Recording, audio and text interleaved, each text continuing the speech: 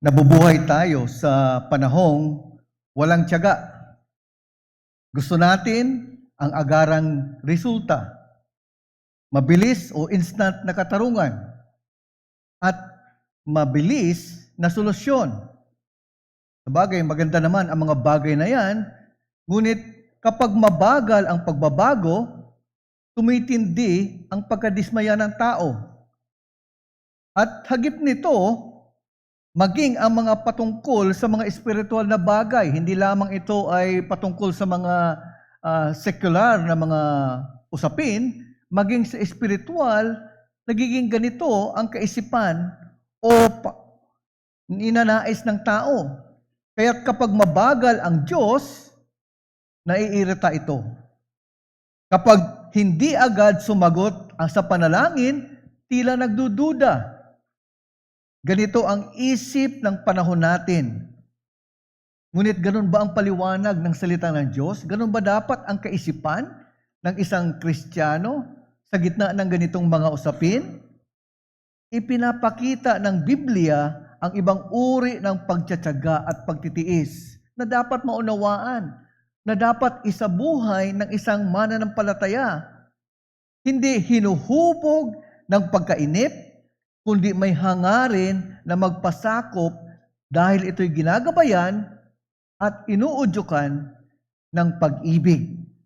Kaya ganoon na lamang ang ating serye sa buwang ito na pinamagatan kong Hinimok ng Pag-ibig.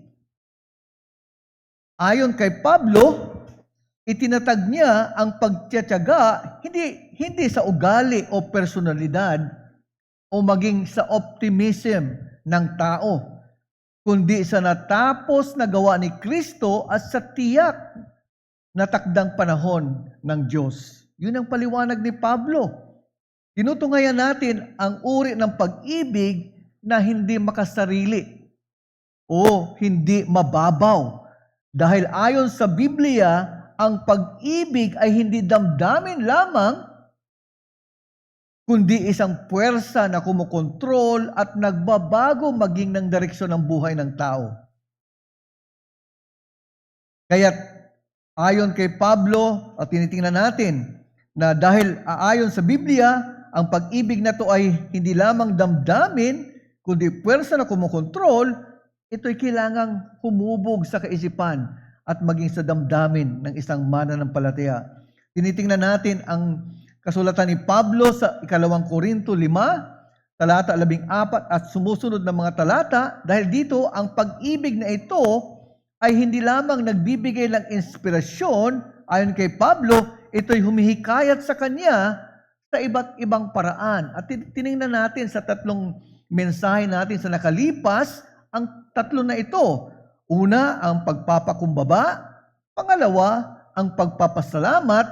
Sa nakaraang linggo, tinignan natin ang paglilingkod at sa huling panahon ng ating gugugulin, titingnan natin ang pagtitiis o pagtitiyaga. Kaya muli, anyayahan ko kayong buksan ang inyong mga Biblia sa 2 Korinto 5. Ang ating teksto ay mula sa talatang 21 hanggang Kabanata 6, talatang 2, ngunit babasahin po natin sa 2 Korinto 5, talata 20 hanggang 6 at talatang 2. 2 Corinthians 5, we will be reading from verses 20 to chapter 6 and verse 2.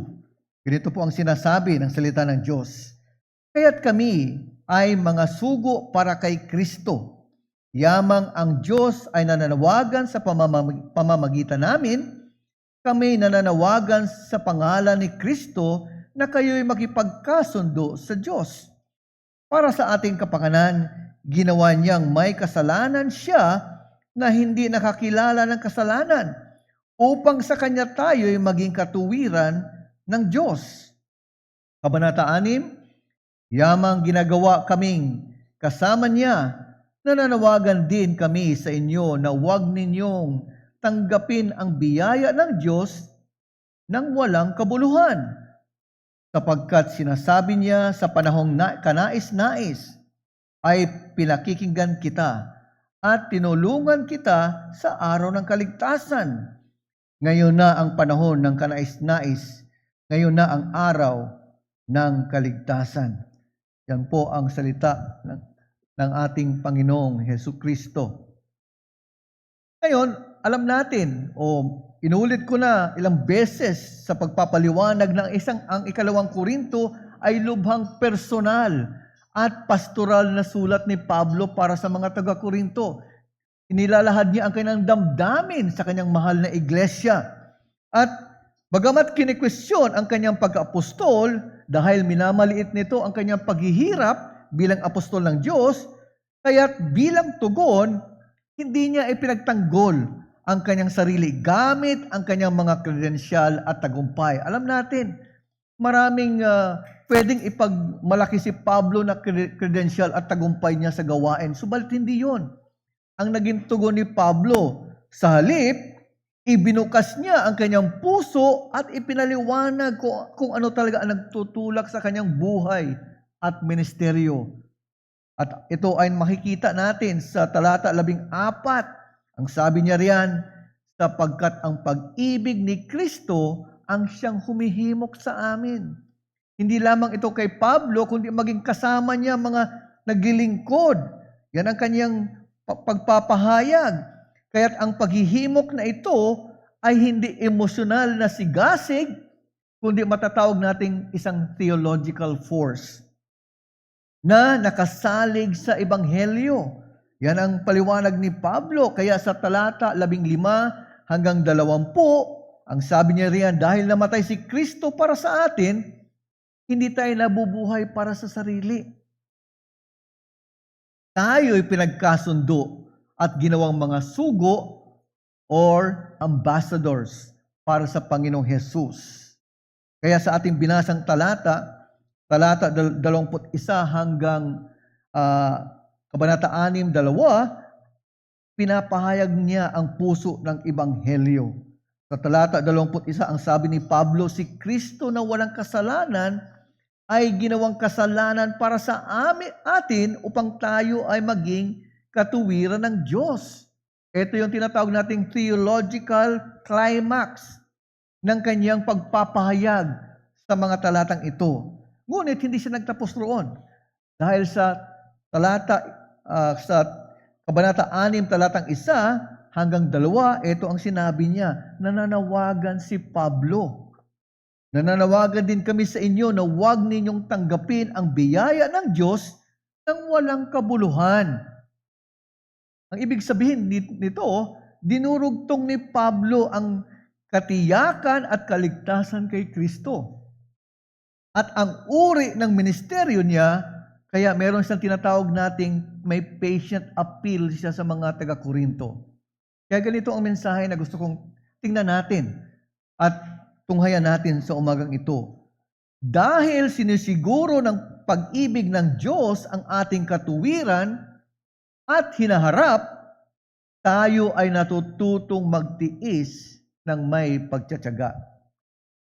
Because the love of God has secured our righteousness and our hope, we learn to endure with patience.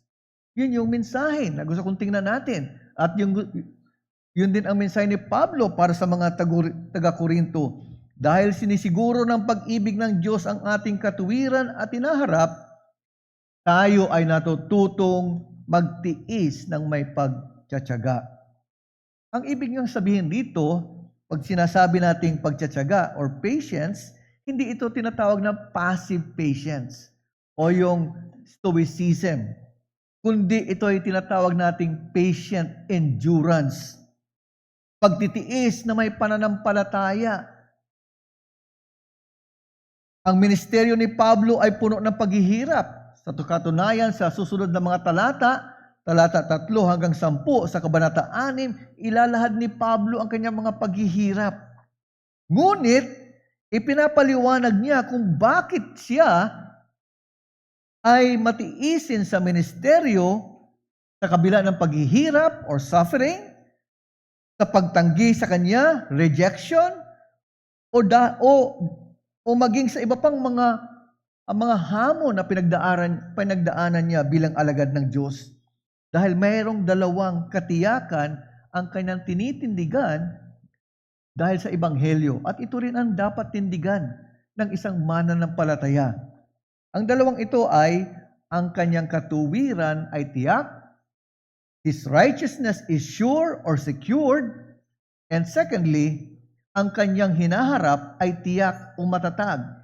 His future is secure or stable. Yan ang gustong tingnan natin. Sinasabi ni Pablo sa mga talatang ito. Ang kanyang unang-una, ang kanyang katuwiran ay tiyak. His righteousness is sure or secured. Tulad ng aking binanggit sa verse 21, kung saan pinakita o ipinahayag ni Pablo ang theological climax mula sa mga talatang ating binasa. Ang sinabi niya riyan, ginawa niyang may kasalanan siya na hindi nakakilala ng kasalanan upang sa kanya tayo'y maging katuwiran ng Diyos. Hindi naging makasalanan. Ang tinutukoy niya rito ay si Hesus Kristo. Hindi naging makasalanan si Kristo para sa atin. Wala siyang kasalanan. Sinasabi ng iba, siya ay ginawang sin offering. Bagamat marahil pwedeng i-interpret ng iba sa ang mga talatang ito, subalit hindi yun ang tinutukoy ni Pablo. Dahil ang tinutukoy ni Pablo ay yung tinatawag nating the great exchange. Ang umayo sa ating katatayuan sa harapan ng Diyos. Naging kahalili ang Panginoong Hesus para sa atin. Sa halip na tayo ang parusahan, ang tumayo at ipako dahil sa ating pagkamakasalanan, si Kristo ang tumayo. Naging kahalili siya para sa makasalanan. Kaya mula dito, ang pagtsatsaga ay dumadaloy mula sa katiyakan. Hindi mula sa walang katiyakan. In other words, patience flows from assurance, not uncertainty. Tiyak si Pablo. Kaya ang tinuturo sa atin ito ay ang mga ipinahayag na matuwid kay Kristo ay makapagtitiis ng may pagtsatsaga sa pagkatiyak sila sa pagtanggap ng Diyos. Those declared righteous in Christ can patiently endure because they are secure of God's approval. Kaya kung ikaw ay mananampalataya, inaangkin mo si Kristo bilang iyong tagapagligtas at Panginoon. Ito ang iyong katatayuan. Ito ang iyong katiyakan. Hindi tayo ginawang matuwid sa loob muna, kundi binilang na matuwid sa harap ng Diyos. Ang mga mananampalataya ay matyagang nagtitiis dahil sa kanilang katatayuan sa harap ng Diyos ay hindi marupok. Our standing before God is not fragile. Ayon kay Calvin, justification is imputed righteousness, not infused performance. Hindi natin pinagbubutihan ang sarili para maging matuwid.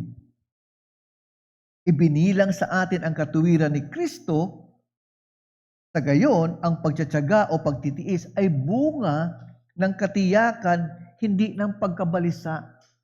Yan ang katatayuan, yan ang kaisipan na dapat pumasok sa isang mananampalataya. That is why patience flows from security, not anxiety. Yan ang dapat isipin o dapat maging saloobin ng isang mananampalataya. Ngunit may isang uri ng anxiety or impatience na kailangan nating maintindihan. Ito ay tinatawag nating impatience rooted in performance anxiety. Sinasabi nito, hindi pa ako sapat eh. O kaya, baka mawala ang pabor ng Diyos sa akin. Ganyan ang mga pananalita, kaisipan ng ibang tao. Kaya't ang pagkabalisa sa pagganap or performance anxiety ay sintoma ng isang pagkakakilanlan na nakabatay sa gawa. Ito ay isang identity born or rooted in good works. Ngunit bakit ang performance anxiety ay nagbubunga ng pagkainip? Marami ng tanong natin. Bakit ito'y nagbubunga ng pagkainip? Dahil kapag nakabase ang identity sa performance, bawat delay o pag-antala ay isang failure. Kaya nagmamadali tayo na magkaroon ng ministry growth or result. Nagmamadali tayo na magkaroon ng spiritual progress or sanctification. Ito'y pagkabalisa na ang Diyos ay hindi kumikilos na mabilis upang matiyak ang ating halaga. Ang halaga ng isang tao ay dahil sa kanyang resulta, dahil sa kanyang performance. Yun ang ibig sabihin nito. Ngunit, dahil para sa kanya, ang paghintay ay parang wala siyang kwenta. Yun ang kanyang pakiramdam. Sa legalistic na puso, ganito ang sinasabi. If nothing happens or if nothing is happening, I am nothing. Kung walang nangyayari, anong kwenta ko? Bilang isang tao, marahil bilang isang alagad ng Diyos. Ngunit ito ang kabalintunaan or paradox. Kahit ang mananampalataya ay maaring mamuhay tulad ng practical na legalista or practical legalist, ito ang palatandaan, pagsukat ng espiritualidad sa pamamagitan ng disiplina. Dahil naging madisiplinado ako, angat ako sa aking espiritual na kalalagayan. Pakiramdam ay nakakaangat kapag masunurin. Pag ako'y sumusunod, ang pakiramdam ko ay nakakaangat ako sa iba. O di kaya sa opposite, pakiramdam na hinahatulan kapag nabigo. O isa pa, gamit ang ministeryo bilang pagpapatunay. Yan ang mga kaisipan. In other words, ito yung tinatawag nating functional self-righteousness.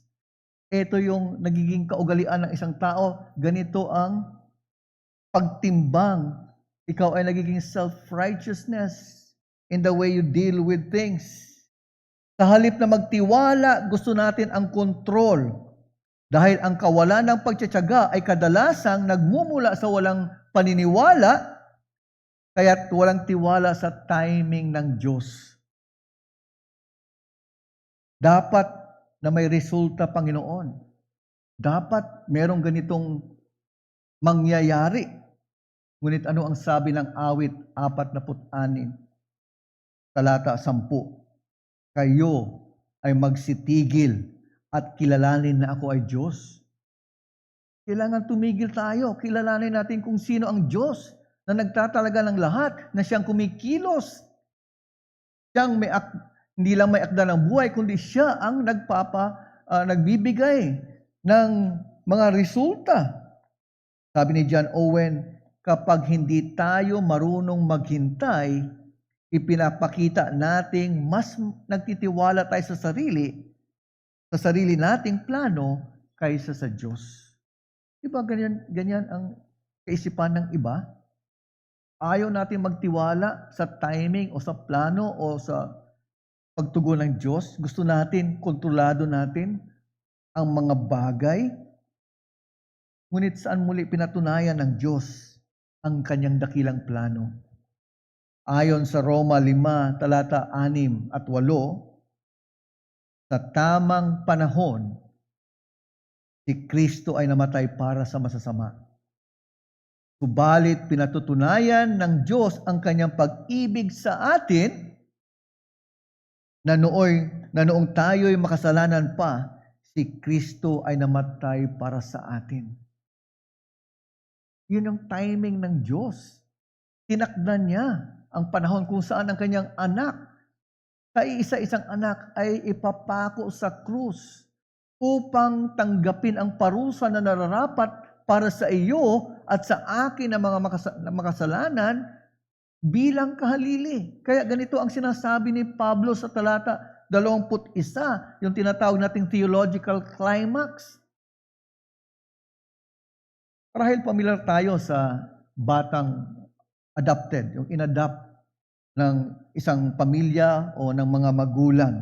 Ang batang adopted sa mayamang pamilya, hindi siya kinakabahan araw-araw natatanggalin kapag nagkamali siya. Isipin nyo lang, pag nagkamali siya ng isang desisyon o kaugalian, iitsapwera siya ng kanyang adopted parents. Hindi ganon.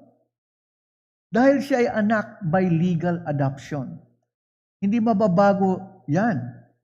Dahil sa batas, at sa katunayan, meron siyang mga rights given by law. Ngunit, ganon tayo sa Diyos.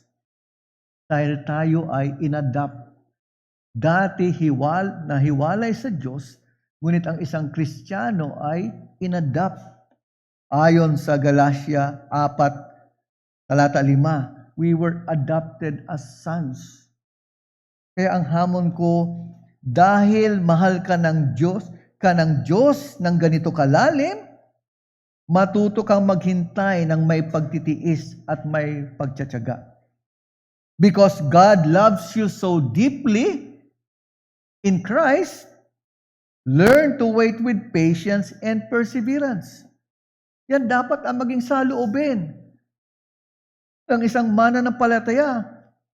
Dahil sa pag-ibig ng Diyos na ipinamalas sa pamamagitan ng Ebanghelyo, may biyayang laan upang magtiis at magtiyaga.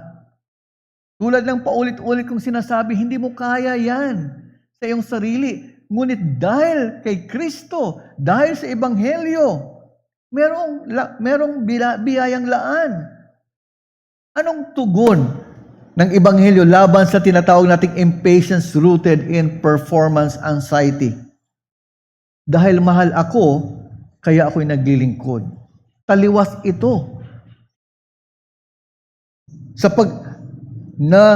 paghihintay na parang wala kayong kwenta, anong sinasabi ng Ebanghelyo? Even if nothing is happening, I am still in Christ. Yan ang kapanatagan. Yan ang katiyakan ng isang Kristiyano. Dahil sa Ebanghelyo, pinapatay ng providensya ang kawalan ng pagtsatsaga o pagtitiis. Providence kills impatience. Dahil kinokontrol ng Diyos ang timeline ng inyong pagpapakabanal, di ba't ayan ang sinabi ni Pablo sa Philippians 1:6, ang nagpasimula sa inyo ng mabuting gawa ay siyang magtatapos neto.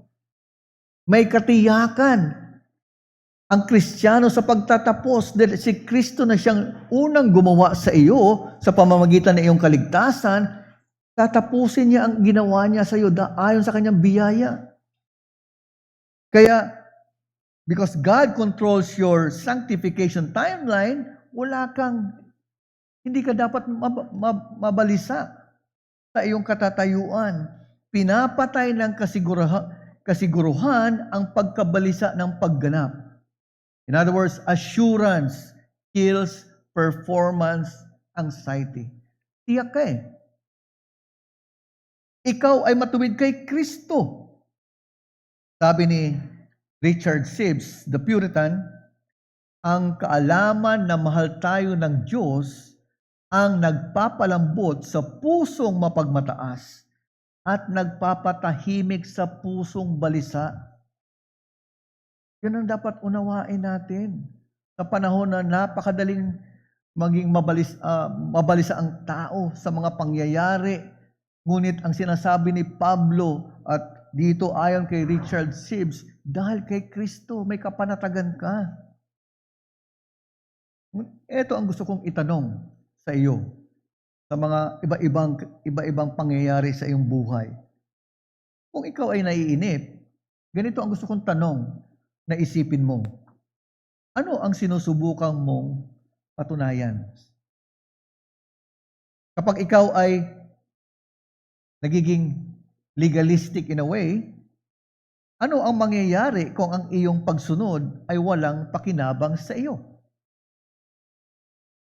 O di kaya, kapag ikaw ay nagiging isang mapagmapuri, self-righteous,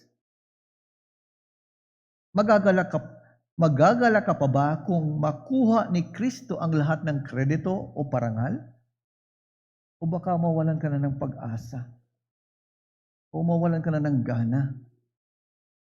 Subalit, dahil sa Ebanghelyo, kung ikaw ay matuwid sa harap ng Diyos, kaya mong tiisin maging ang di matuwid na pagtrato sa iyo.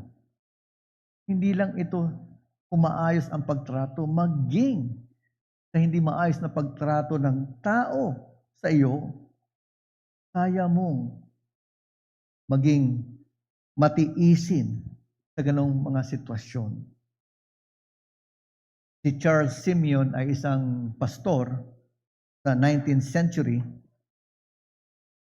at nasabi ng mga historians na talagang parang personal o solo niyang dinala niya na mag-isa ang evangelical resurgence ng Church of England sa panahon na ito. Sa more than 50 years na kanyang paglilingkod, ngunit sa unang 10 taon ng kanyang paglilingkod sa iglesia, ang sabi roon, ang mga hindi masaya na mananamba, tinali nila ang mga upuan sa simbahan. Kaya ang mga tagapakinig ay umupo sa mga pasilyo. Hindi ko ma-imagine kung paano ginawa nila ang mga bagay na ito. Dahil hindi sila masaya, pinahirapan nila si Charles Simeon sa unang 10 taon. Biro mo 10 taon niyang paglilingkod. Ngunit, nagtiyaga siya. Anong resulta ng kanyang ministeryo? 21 volumes of sermons. At nag-akay siya ng isang henerasyon ng mga mangangaral at misyonaryo. Bakit? Dahil meron siyang katiyakan.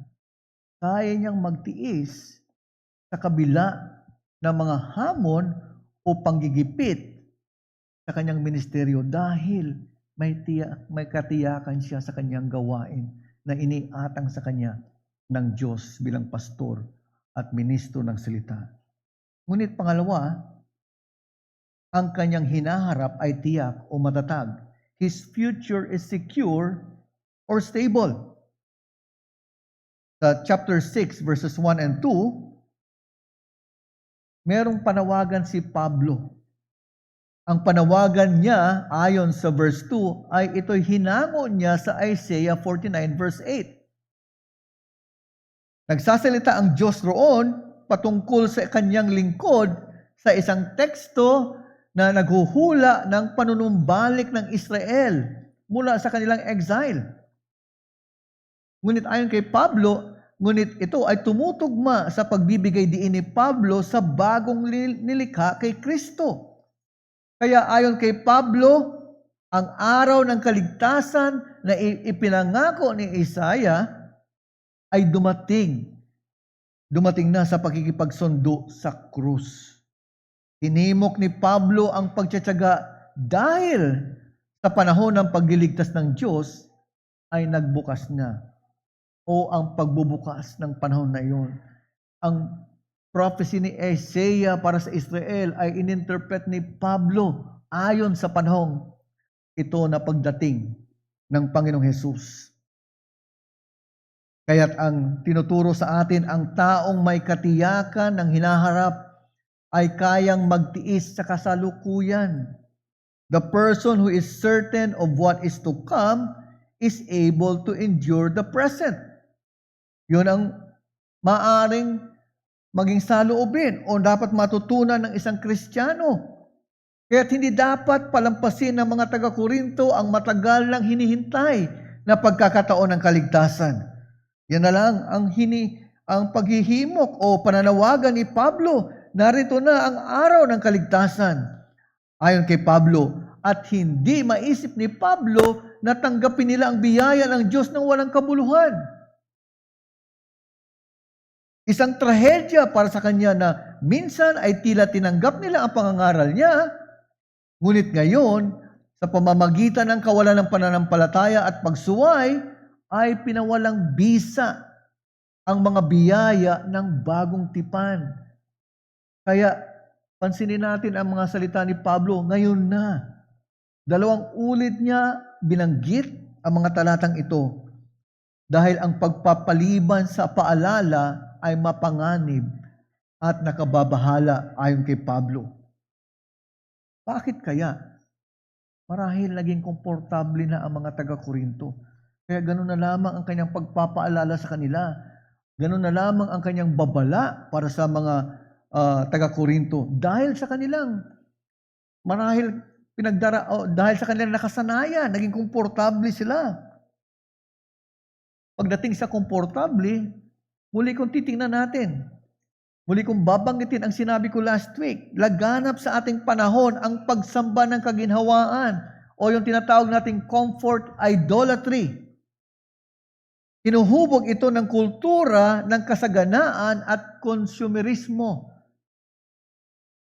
The consumerism of our time. And, of course, yung kasaganaan na marahil tinuturo ng marami kung saan sinasanan tayong i-upgrade ang ginhawa at iwasan ang anumang di komportable na bagay. Idinaragdag pa dito ang modernong espiritualidad na nagsasabing gusto ng Diyos na ikaw ay masaya at komportable. Kaya pag hindi ka raw masaya at komportable, hindi yan ayon sa Diyos. Pero napakalupit na katuruan yan. Hindi yan ang sinasabi ng salita ng Diyos. Kaya ang pagdurusa ayon sa kanila ay itinuturing na abnormal o dapat iwasan. Ngunit sa loob ng iglesia, ito ay may iba't ibang anyo. Nariyan na ang spiritual na kaginhawaan na umiiwas sa mahihirap na doktrina, pagsisisi, o maging disiplina sa iglesia. Ang isang dati kong iglesia, hindi nagdidisiplina dahil hindi raw ito makakabuti sa anak ng Diyos. At hindi yun ang turo ng salita ng Diyos. Sa sosyal na paraan, umiiwas sa pagsaway at pakikipagharap. Sa ministeryo naman, umiiwas sa pag-iibanghelyo at naglilingkod lamang kapag ito'y maginhawa o di kaya masaya. Pag masaya ang kasama ko, pag gusto kong kasama ko, fine. Okay ako riyan. Sali ako dyan. Ngunit ano bang sabi ng Biblia? Ayon sa Gawa 14, talatang 22, sa pamamagitan ng maraming mga kapighatian ay kailangang pumasok tayo sa kaharian ng Diyos. Bahagi ito. Bahagi ang kahirapan. Bahagi ang ganitong mga sitwasyon sa ating pagpapatuloy o pamumuhay bilang anak ng Diyos. Ano ang sabi ng Ebanghelyo? O ano ang tugon ng Ebanghelyo para sa atin? Ang sabi riyan, ngunit iniwan ni Kristo ang walang hanggang kaginhawaan upang pumasok sa paghihirap at tribulasyon ng tao, hindi na tayo iniligtas mula sa langit. Tinubos na tayo sa pamamagitan ng pagbaba sa ating miserableng kalagayan. Hindi kaginhawaan ang kanyang prioridad, kundi pagsunod at pag-ibig. Yan ang nagtulak sa Diyos. Ang Diyos anak, hindi dahil komportable na siya sa langit, bumaba siya sa lupa upang hindi maging komportable. Para saan? Para ikaw at ako ay tubusin sa ating miserableng at di komportableng kalalagayan dahil ang puot ng Diyos ay nasa atin. Dahil sa puot ng Diyos, may nakaambang parusa sa isang makasalanan na hindi tumutugon sa paanyaya ng Ebanghelyo na magsisi at manampalataya sa Panginoong Hesus.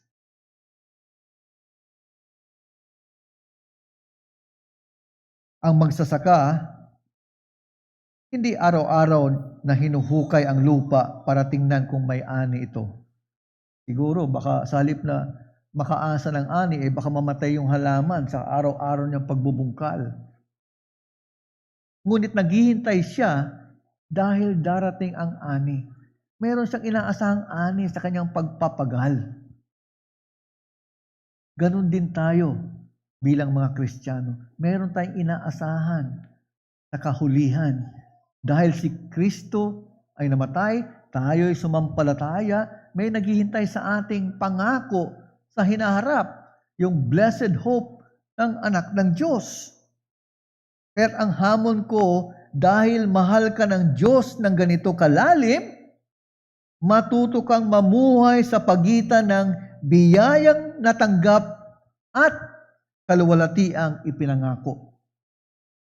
When God's love, or because God's love run deep, learn to live between grace received and glory promised. Nasa gitna tayo ng dalawang ito. Ito yung tinatawag nating tensyon na already and not yet. Nariyan na ang kaharian ng Diyos. Nariyan na ang pangako ng kaligtasan. Subalit hindi pa, wala pa tayo sa kalubusan nito. Hinihintay pa natin. Ngunit nasa panahon tayo ng biyaya. Ang biyaya ay nagsasanay at ang panahon ng Diyos ay may layunin. Hindi mabagal. Grace trains perseverance. God's timing is purposeful, not slow. Baka isipin ng iba na ganon. Ayon kay Richard Sibbes muli, sa kanyang book, The Bruce Reed, Christ's mercy is not only for the beginning of grace, but for the continuance. Ang habag ay hindi lamang upang tayo ay magkaroon ng kaligtasan, mapagpala nito, kundi sa ating pagpapatuloy na riyan ang habag ng Diyos para sa makasalanan. Hindi tayo iniligtas, ngunit hindi lang tayo iniligtas, inalagaan tayo hanggang sa wakas. Ngunit sinabi rin ni Owen, ang katiyakan ng hinaharap ay ang nagpapanatag sa kasalukuyan. The hope of glory is the great preservative against weariness in obedience. So, ito ang mga encouragement sa atin, mga salitang ayon sa kasulatan na dapat maging encouragement sa ating patuloy na paglakad sa gitna ng ating kalalagyan habang hinihintay natin ang pangako ng Diyos para sa atin. Dahil sa Ebanghelyo ni Kristo, makakayanan natin ang pagsubok ng may pag-asa. Maaari tayong maghintay sa Diyos ng may pagkakaapurahan o ng hindi sumusuko, rather, sa pagsunod. Habang naghintay ng bukas, ito'y humahamon sa atin na maging tapat sa tungkulin ngayon. Hinihintay natin yung pangako sa bukas. Ngunit, meron pa tayong mga tungkulin dapat ganapin. Kailangan natin mag-ibanghelyo ng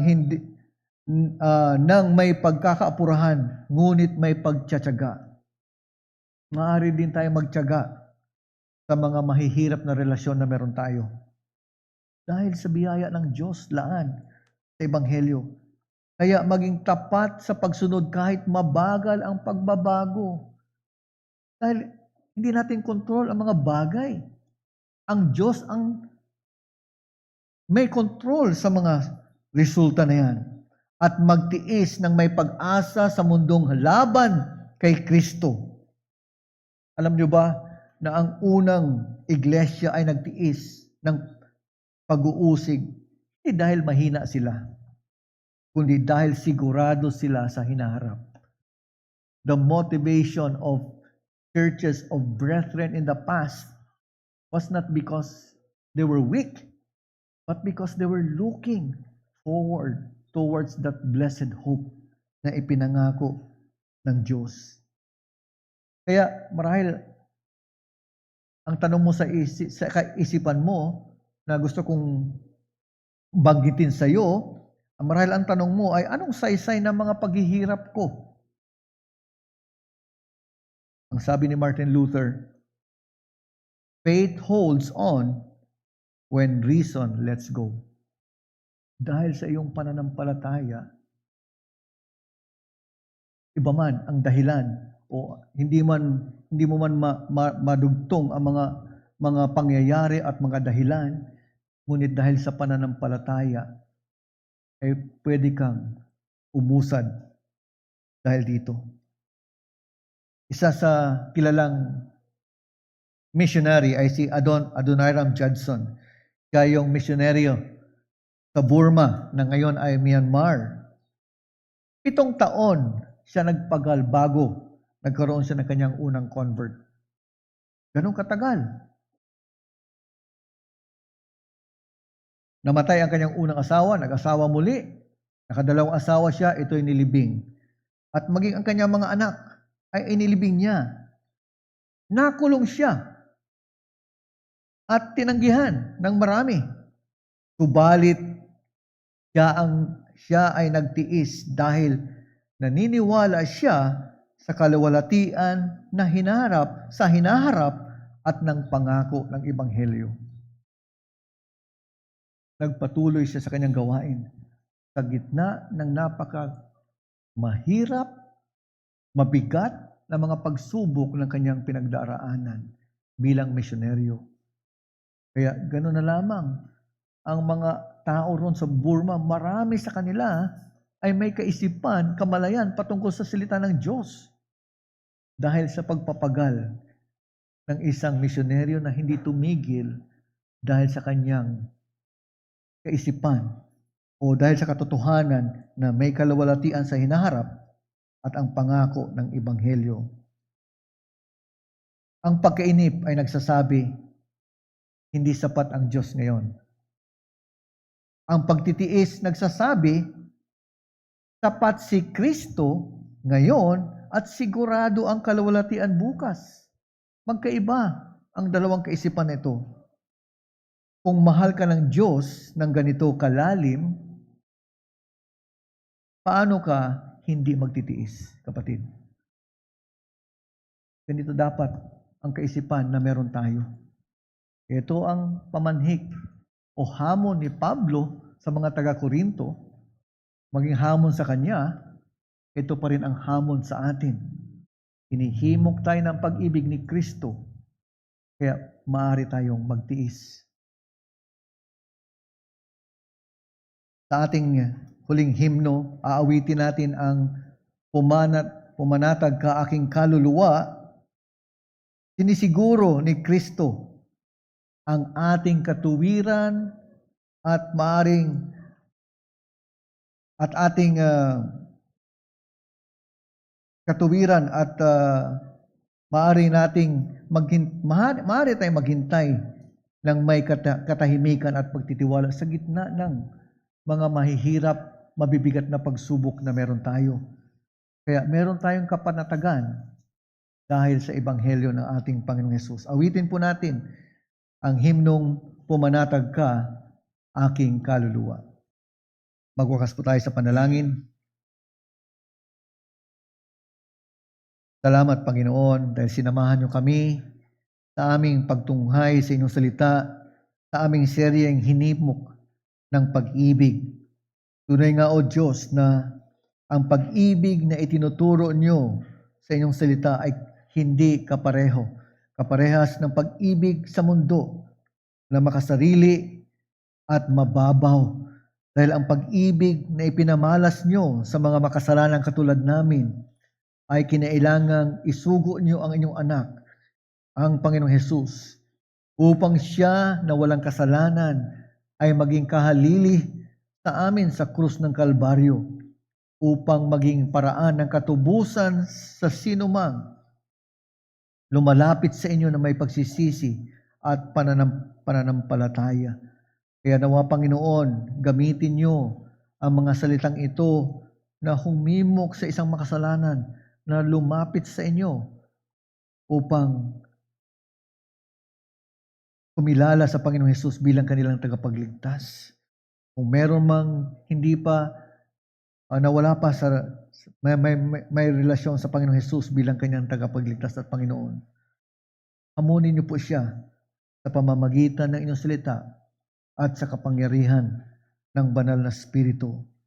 At maging sa inyong mga anak Kami nawa, Panginoon, ay magkaroon ng kasigasigan, magkaroon ng tamang saloobin at kaisipan na dahil sa pag-ibig ni Kristo, kaya naming magpakumbaba, magpasalamat, maglingkod, at ngayon magtiis dahil tiyak ang aming katuwiran sa inyong harapan dahil kay Kristo. At merong hinaharap na tiyak ang bawat Kristiyano dahil ito'y pangako nyo sa inyong mga banal.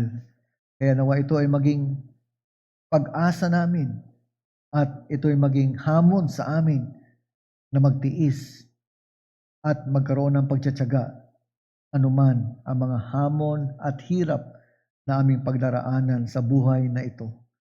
Salamat, O Diyos, sa mga katotohanang aming tinunghayan.